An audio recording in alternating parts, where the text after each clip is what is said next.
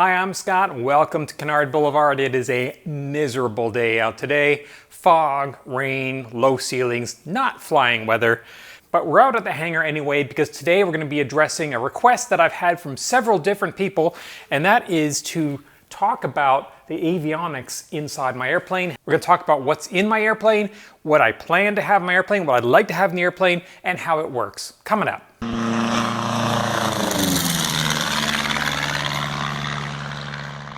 Okay, so here is my panel. I just decided I'll get in here and power everything up, and then we can talk about what's in here and what it does.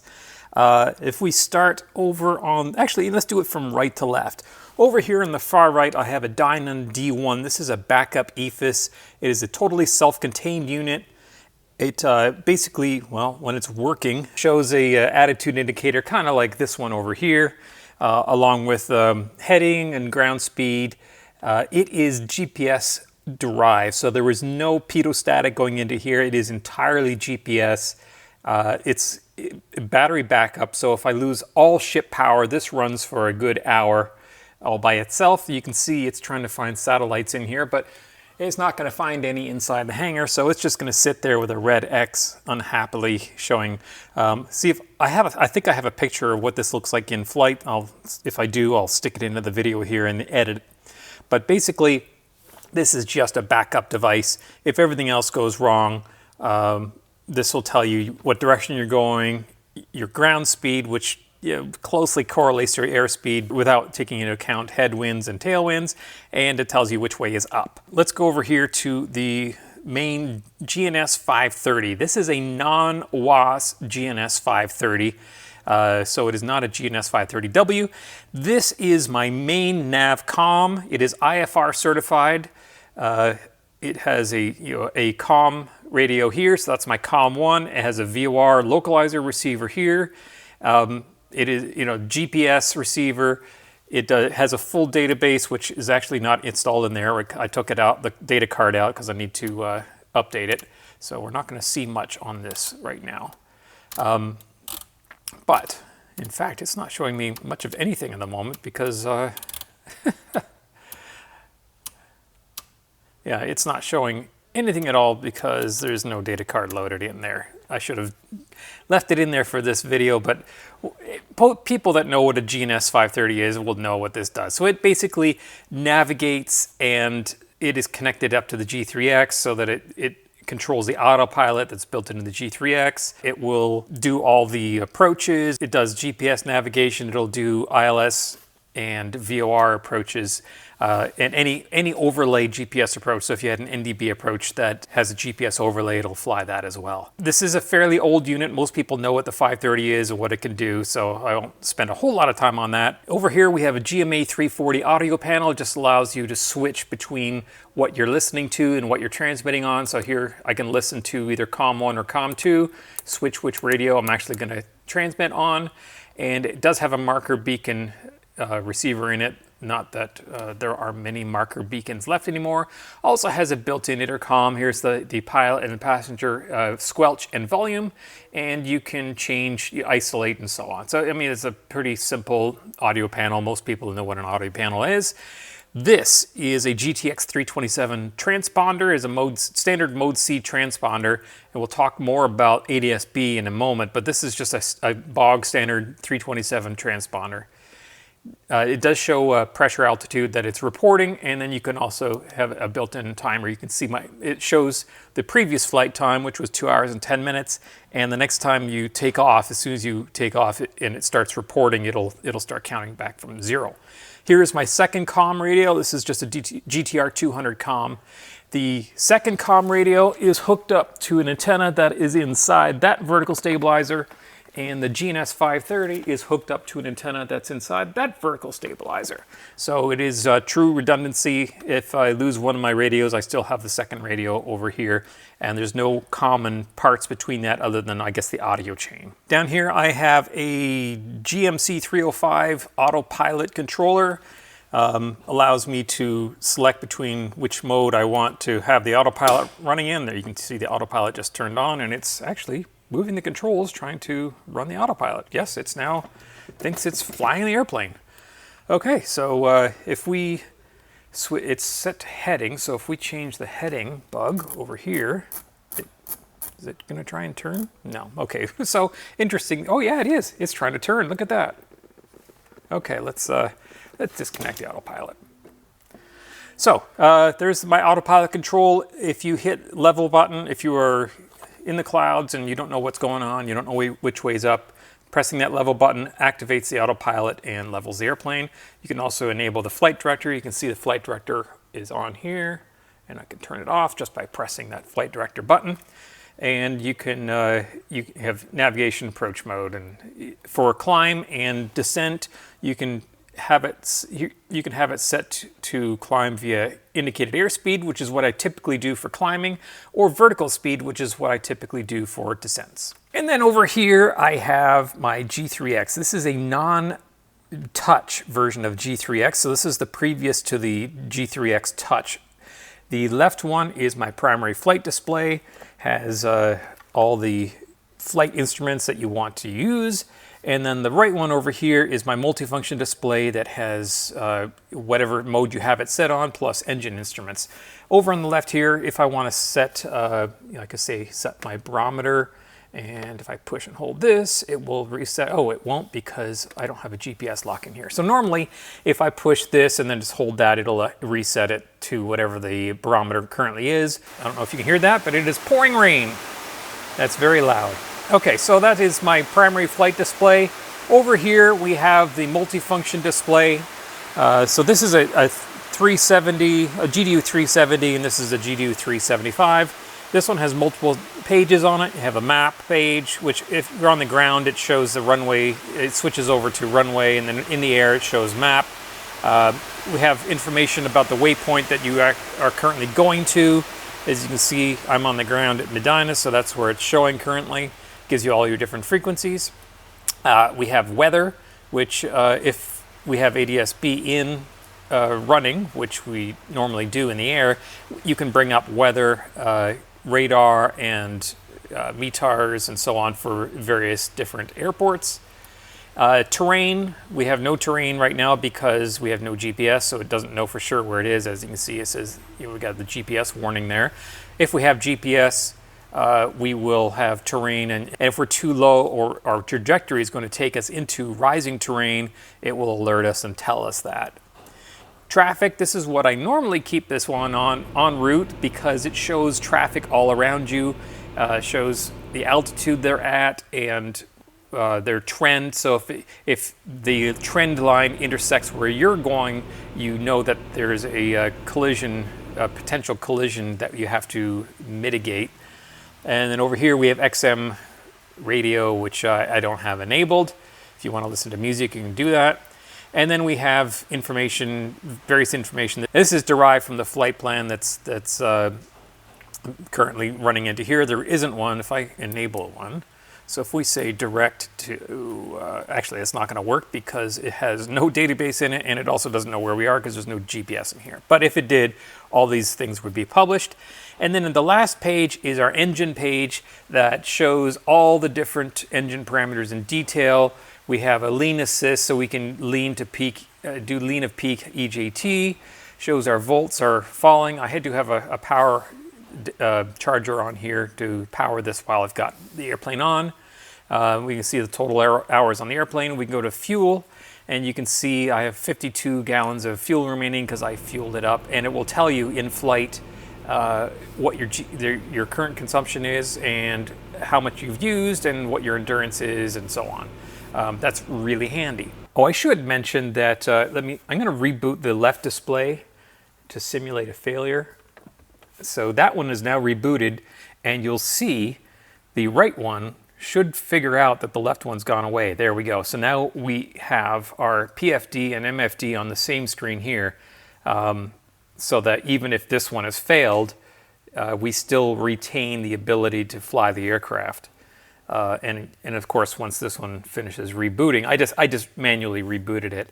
But once it finishes rebooting, it'll move back. And the same thing goes for this. If this one fails, you see it's reverted back. And if I were to fail this one, this indications, you would see the exact same thing you just saw on that screen on this one. So this is a nice redundancy here. A few other things that I do carry in the cockpit with me. I have a Yaesu. This is a COM only. It is not a VOR. So a COM handheld has an antenna. I have an adapter so I can plug my headset into it on this side here. So if all else fails, I can plug my headset into this and I still have communications. I also have a Garmin InReach that I more or less keep in my pocket while I'm flying. I turn it on, and the reason for that is it tracks where you're going and it can report back your path wherever you want it to report to, and anyone can see it. And it also allows you to send and receive text messages anywhere via satellite, even if there's no cell coverage. And the way I do that is through my iPad, and I know many people have iPads, so many people have their iPads and they run ForeFlight. I actually run Garmin Pilot, which is similar to ForeFlight, just it's more Garmin-centric, which works well with all of this and this, which is all Garmin. I can actually text to and from people on my iPad using this through Garmin Pilot. And I have an ACR ResQLink. This is a personal locator beacon. It has a GPS built into it. You unhook this antenna and press the magic button and helicopters come. It transmits your location worldwide, anywhere in the world. If you're down, and this thing floats, so it's waterproof, and if you're down and you need help, this will bring it. Of course, the Garmin InReach will also do that, but in a different way. Whereas this goes through a third-party service, this goes directly to government SAR.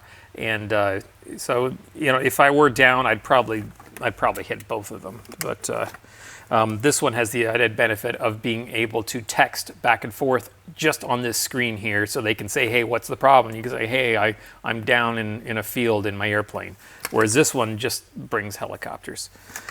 Okay, so that's what I have accessible to me in the airplane for flying. So let's talk about the stuff that's supporting the avionics that you can't see, that is down inside here, mostly in the back. There is a GAD 429 ARINC interface that is what is used to interface the 530 with the G3X and everything else.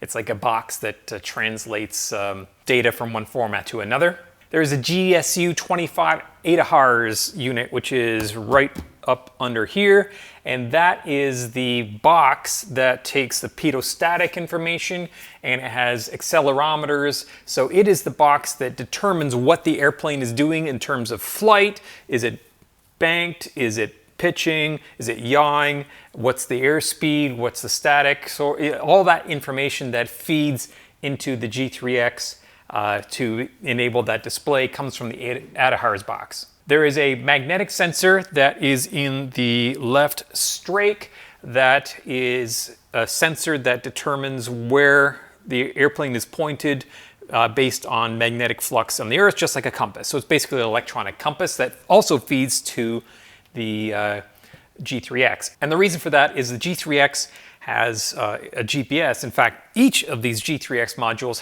has a built-in WAAS GPS with its own antenna, so that's another redundancy.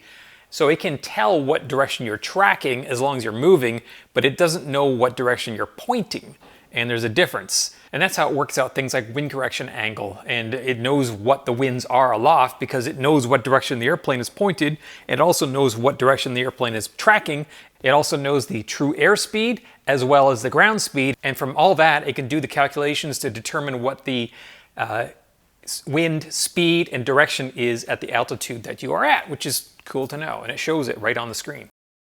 In the back, next to the firewall, we have a GEA 24 engine information system, and that was where all the sensors for the engine, CHT, EGT, fuel flow, all that stuff about the engine goes into that box and then gets sent up on a CAN bus up into the box up front that feeds it to wherever it needs to go, mainly the G3X. There are two Garmin GSA 28 servo motors for the Autopilot. One of them is up here, if I remember correctly. It is on this side over here, and that powers this elevator for pitch. And then there's one on the back over on the right side, on the engine side of the firewall, that controls the ailerons, and that is for roll. There is a GDL 39R and ADS-B in receiver, and that is a box that sits up here again. That has its own antenna and receives ADS-B signals from other aircraft as well as uplink from the ground. It is an 832 megahertz unit. It is not a 1090. So what that does is receive all the ADS-B information from the airplanes in your vicinity and displays that on the G3X. You can also hook up to that via Bluetooth, and so if you have your iPad with anything that will connect to that, like Garmin Pilot, and then also shows all that information, the traffic information on your iPad application. It also receives weather, all the ADS-B goodies, the weather, METAR, all that stuff, so you can then look at the weather en route, both on your G3X as well as on the iPad. What about ADS-B out? I mentioned that with the transponder is not ADS-B compliant, but there is a GDL 82 ADS-B out transmitter, and how that works is it sits in between the existing transponder and its own antenna. So the existing transponder, the GTX 327, transmits whatever transponder code you have, and then you have the ADS-B out, which is the GDL 82, which has your ADS-B registration serial and N number and so on. So that's how you're transmitting your position to everybody else as well as ATC. You don't want to have both the transponder and your ADS-B going at the same time. So what happens is the transponder goes into the ADS-B transmitter, which then takes the message from the transponder, which includes whatever code, your transponder code assigned to you by ATC, and builds it into its ADS-B packets and then transmits that out. So that's how this airplane has ADS-B out. And then of course I have an ELT in the back. It is an Ameri-King, what is it, Ameri-King AK-450. That's coming out. I'll talk about that in a minute. And I didn't. I said I was going to talk about the ELT later on in the video and then totally forgot to talk about it. So that Arctex, I think that's what it's called, ELT is an old 121.5 only ELT. It's useless. It's not even monitored anymore, so there's really no point in having it. It's just a homing signal that, it's the last best chance of an automatic activation if you ever need that. So that's coming out. I'm going to put an Arctex 345 in there, which is a 406 ELT, same frequency as the PLB that I have. In fact, I think it's the same company. It is. It's the same company that makes it. And the difference with that is that it transmits your GPS location. So it takes an RS-232 data feed out of the 530, and that feed contains the GPS coordinates, and it updates it every second or so. So the ELT knows where it is, and if it's triggered, it transmits those coordinates along with your identifying information. And because the GPS coordinates are so accurate, they know exactly who you are, and where to come find you. More importantly, the 406 ELTs are monitored via satellite, so within seconds of the ELT going off, they are notified and know to come look for you. So that's going in there. That old 121.5 ELT is coming out. I did mention WAAS and non-WAAS units. The 530 is a non-WAAS unit that limits me in terms of what I can do for instrument approaches. However, the G3Xs are fully WAAS capable, and they have all the databases in there, and they have all the approaches and the approach plates and all that good stuff, so why can't I just use that? The reason for that is because the G3X units are not IFR certified, which is why they are so much cheaper than something like the GNS 530 or the GTN series that Garmin now sells.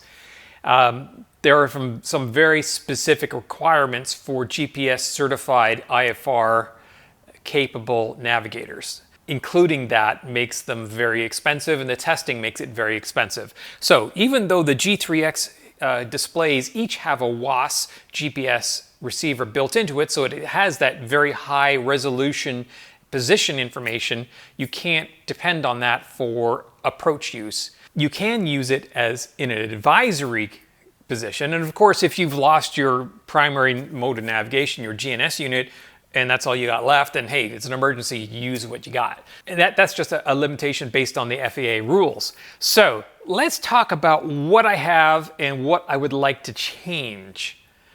A couple things I have changed already. The backup Dynon D1 EFIS used to be just completely independent, totally disconnected. It only ever get turned on when it was needed, and when it ran out of battery, its internal battery, you'd have to charge it back up. So I changed that so that it is now connected into the panel. It turns on when the master comes on, or actually it's the radio master comes on. It turns on and charges continuously, and if the power of the ship goes out, it just runs off its own internal battery. As I mentioned in a previous video, I also added a backup EFIS battery up in the nose along with a onboard charger so that when the ship power is on, it keeps that battery topped up. And I have a switch down here that allows me to turn on that battery, which will then power my G3X and transponder and a couple other things, so that if I've lost power everywhere else, I still have the ability to navigate and keep the airplane right side up. So what would I like to change in this? There's a few things. First off, the Dynon D1, I would really like to change that to a Garmin G5. It's pretty much the same little square box backup EFIS. That's exactly what it's for. It does have its own backup batteries, just like the Dynon. The main difference is that the G5 has its own ADAHRS and pitot-static system. So I would tee off the pitot-static connections that go into my existing ADAHRS and then plumb that over into the G5.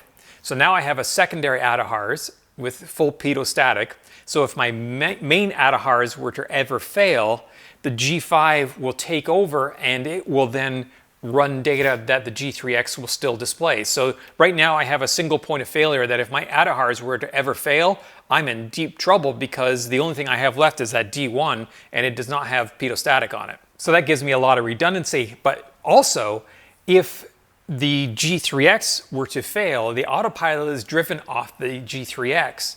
And if the G3X were to fail, the G5 will continue to run the autopilot, which is a really nice feature. So that's an update I'm definitely gonna do at some point. Probably the first thing I'm gonna do is replace the GNS 530. I really do love the 530. I mean, it's old. It's been around for, I think, almost 20 years, if not more.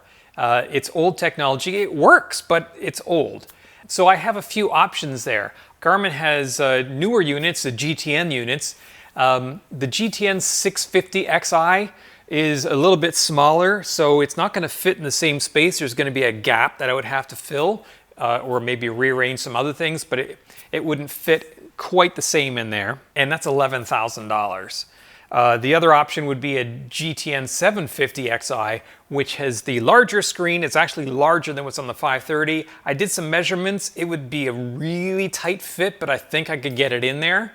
I'd have to do some cutting to get it to fit, but it would fit. And of course, that's like the top, best of the best, state-of-the-art, fully WAAS capable, fly coupled approach. I mean, it just does everything. I mean, it's modern avionics. It's only been released for less than a year. That would be the ultimate. However, $16,000. No, I can't see myself spending $16,000 on that. Maybe in a few years when there's some on the market as used. But the other problem with switching to a GTN, either the 650 or 750, is that I would have to pull out and rewire a ton in the back here. The connectors are completely different than the GNS, so I would have to redo a whole lot of wiring. So it's a major undertaking. The other option is to swap out this GNS 530 with a GNS 530W or WAAS enabled. And that makes the most sense to me. They haven't been made new in a long time. They're out of support from Garmin. They are still on the market used. They're obviously the same old technology as existing GNS 530, but they do more. A huge benefit is that the swap out would be very simple. I wouldn't have to change any wiring up here. It literally slide out the old 530, slide in the new 530W. It has the same connectors at the back. It would just work. The only thing I'd have to change is I'd have to change the GPS antenna that's up in the front to a WAAS capable antenna and change out the RG58 coax with RG400. So, I mean, that's nothing, not a problem at all. So I suspect that's the route I'm gonna go.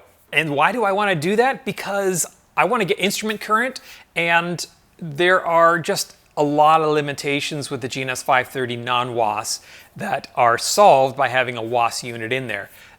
You get much higher resolution terrain. Not that I care about that because I have high resolution terrain on the G3X, but it's there.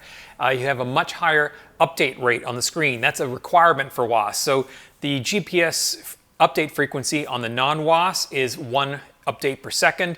On the WAAS unit, it goes to 5 updates per second. To handle that, the processor in the 530 WAAS is much faster, so the screen updates is faster. The screen drawing is everything is faster on it when you're using it, so you don't have to wait for it to redraw screens like sometimes you have to do with the 500 or 530 rather. More importantly, it can fly curved paths. So the 530 WAAS can fly, coupled with your Autopilot, can fly DME arcs. It can fly holds. The 530 will fly you to a hold, and it will tell you what entry to use, but flying the hold itself is up to you because it can't do the curves in the hold and do the adjustments for the wind correction and all the rest of it. Whereas the 530W WAAS unit will take you to the hold and sit there and hold all day long without you touching anything, which is really nice. Not that flying a hold is that difficult, but it's nice to have something help take that workload off of you. However, the main reason why I want, and I say need, a WAAS unit is because it gives you much higher resolution in terms of positional accuracy. The non-WAAS units are accurate to, I think, is it 90 feet? Whereas the WAAS units are accurate to within 15 feet, and that's lateral and vertical guidance. As a result, you now have access to LPNav, LNav, VNav, and LPV approaches, which I cannot do with this GNS 530 because it does not have the resolution to do the vertical portion of it. Basically, I can only do non-precision GPS approaches only with this unit that's in here. As well, for any approach that is non-precision approach that just has step-down fixes on the approach, the GNS 530 WAAS gives you a virtual glide slope. So if you're used to flying an ILS and you have your needles and you follow your vertical needle to keep you on the glide slope, if you're flying, for instance, a VOR Alpha, which just has step down fixes, instead with the GNS 530W, it actually will generate a virtual glide slope that you can fly your needles right down, and it'll make sure that you are at or above the step down minimums at each fix. So that's huge. Again, it takes a massive workload off of you. You're no longer timing between fixes and step downs and all that stuff, because it does all that for you and gives you the guidance to get you where you need to go. I should also mention that approach plates are all built into the Garmin G3X. So the multifunction display on the right, you can pull up a full approach plate for whatever approach you're doing.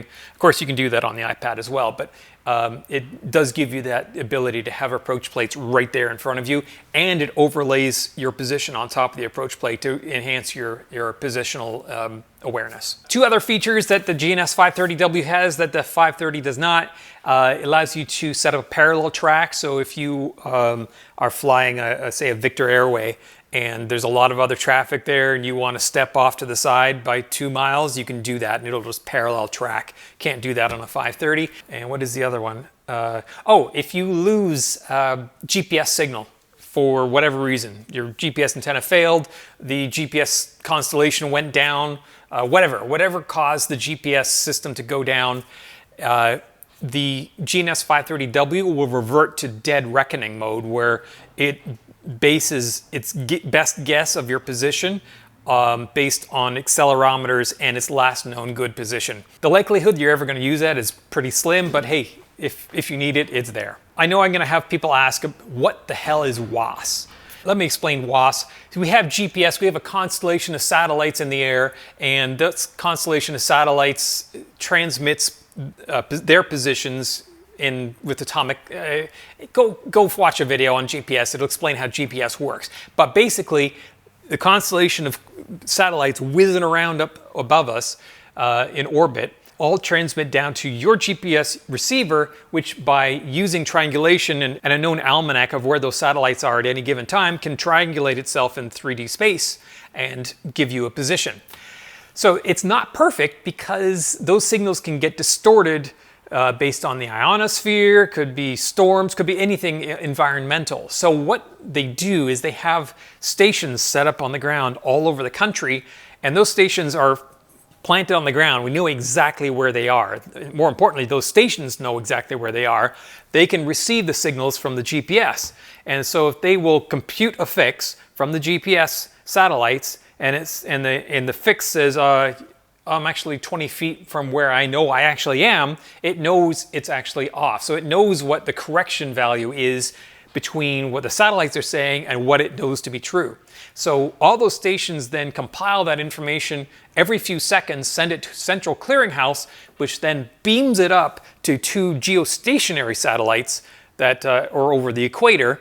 And from those satellites, it beams it down into your airplane, into your WAAS receiver. The WAAS receiver then gets its position from the GPS satellites, takes the WAAS correction values, adds those in. By doing so, now has a far more accurate position of where the airplane is. And like I said before, a GPS fix is accurate to about 90 feet. If you add WAAS correction, it's accurate down to about 15 feet.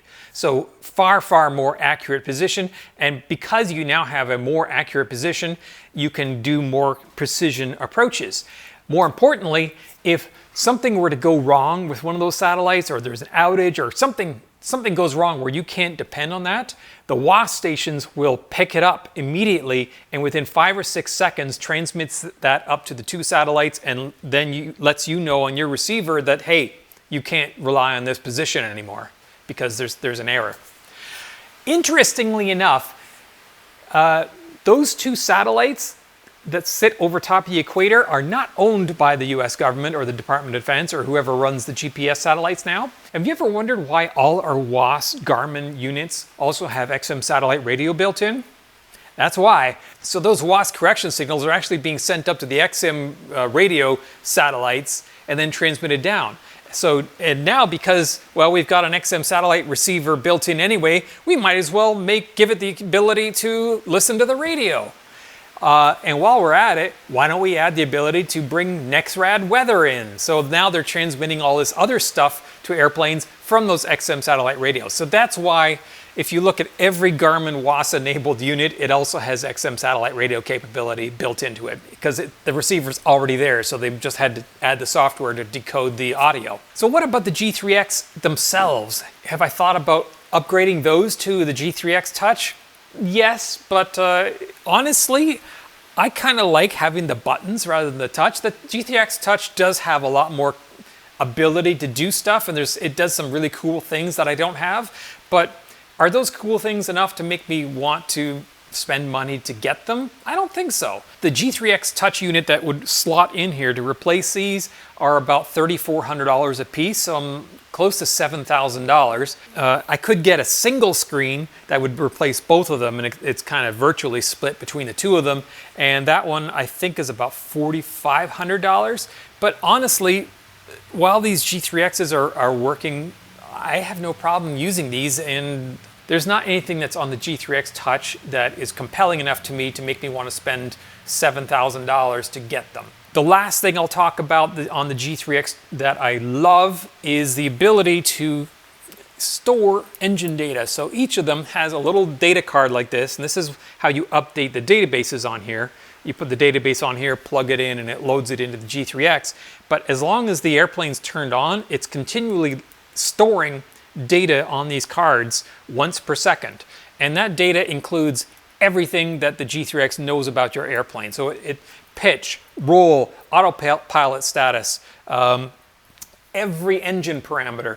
So the engine parameters are what's really useful, because you can then take that data, upload it to something like Savvy Aviation, and it will chart your engine data over time and identify problems, identify trends.